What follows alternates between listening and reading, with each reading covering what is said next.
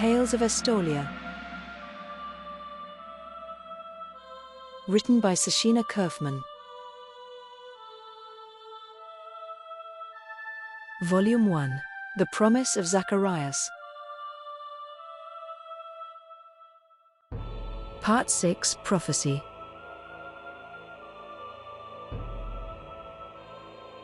Chapter 15. Manipulation.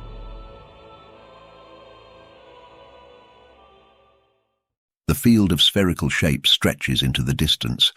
I often walk among them, stroking their metal flanks, and on occasion I check in to see how the abandoned projects were progressing.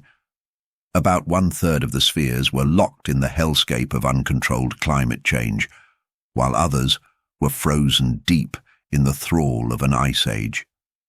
Some few, however, were tenaciously doing their best to overcome the adversity of near extinction, and were finding uniquely creative ways to make the best of what they had left. About 1 in 10 were rocky wastelands, with only the simplest of biological life fighting for survival against near insurmountable odds.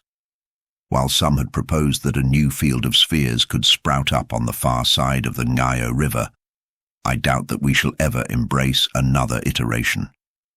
The newest citizens working on the grand design do not know just how finite are the resources remaining to us. Kailaria believes that Elora will crack the code, solve the unsolvable, and provide us with, if nothing else, the closure some of us need. It was folly and hubris to believe this pathway would lead anywhere. Krynos, Musings on Eternity. The cesspool of human thought, and the sewer of their motives were the main constants upon which Herschel could rely. He had only to provide sufficient reward, and he could achieve more than any of his peers. He rubbed the spot on his arm that she had touched. He closed his eyes and shuddered as he recalled her gentle, healing gesture. He imagined her touching him in the same way, circling his flesh with hers, subservient to the needs of his body. His pleasant fantasy was shattered by the ringing of a bell as the door to the small bookshop opened and then closed. The man who entered the shop had Mayan ancestry, underdeveloped chin and jaw, large aquiline nose, sloping forehead, slender ears with pendulous lobes, receding hairline and thinning brown hair, black eyes, and this man had a flattened nose and larger lips indicating Negroid influence. He looked around the empty shop, looking in all directions before he saw Herschel sitting in one of the armchairs. He slid into the other armchair and then sniffled, wiping his leaking nose with the back of one hand. Beady eyes glanced suspiciously to the right and left before focusing on him again.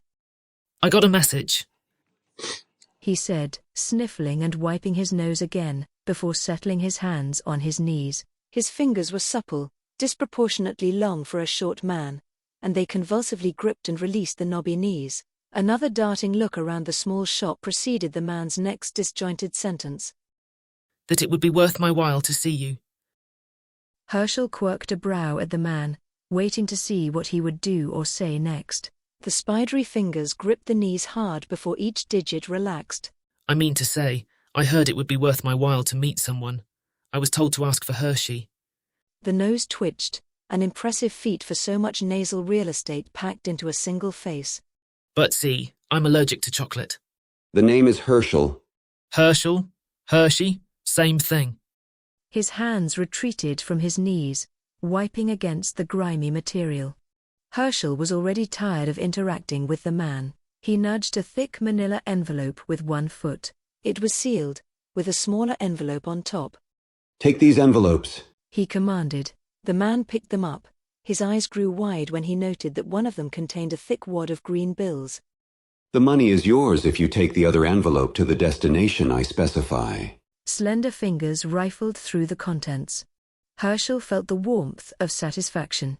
This man would do his bidding. He forgot how enjoyable it was to be deity. He focused his attention on the man. Armendori was his name.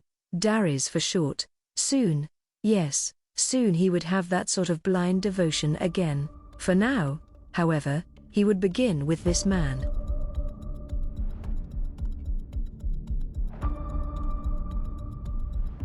18 months later, his plot began to come together. Darius had matured significantly. He was no longer the half-stoned addict that Herschel originally met. While his appearance and features were no less difficult to behold, he had at least shaken off his addiction, and as a courier, with consistent housing and nourishment, he had become more confident and self-assured. Since his first encounter with Darius, Herschel's greatest achievement was teaching the man to be receptive enough to do his bidding at the slightest nudge. His attention sharpened on the scene playing out before him. Darius was speaking with a nondescript man, average height and weight, with red hair and a receding hairline. His hair was turning silver white at the temples. Deep lines of pain furrowed his brow. Darius was secretly drugging him, making him receptive to suggestions. Herschel chuckled silently to himself. He and Paldea had both denounced Alora's constant coddling of her subjects as being unworthy and without value. Who cared what they thought? Yet here he was, doing the exact same thing. In his defense, providing Marsden Taylor Smythe the emotional support he craved made him much easier to work with. Taylor Smythe paused in what he was saying to Darius, his whole body subsumed by the raspy, racking cough. Darius hid a smile, but Herschel could read his mind. He was feeling the triumph of successfully poisoning the older man in a way that would be undetectable. As he grew weaker, he became more susceptible to Darius' suggestions.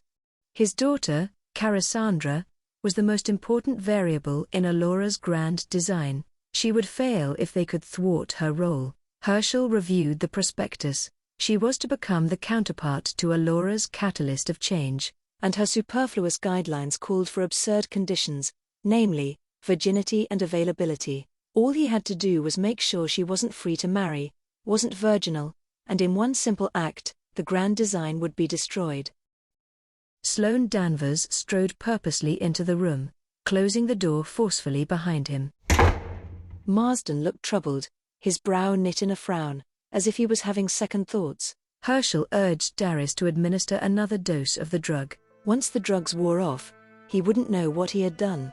The beauty of his plan was that he would use one of the men most complicit in those practices that would wipe away the natural protections against cataclysmic climate change, profiting at the expense of future generations. To have him be the individual who would profit off the death of Alora's dreams was justice so sweet that Herschel felt a shudder of delight, no less exquisite than an orgasm.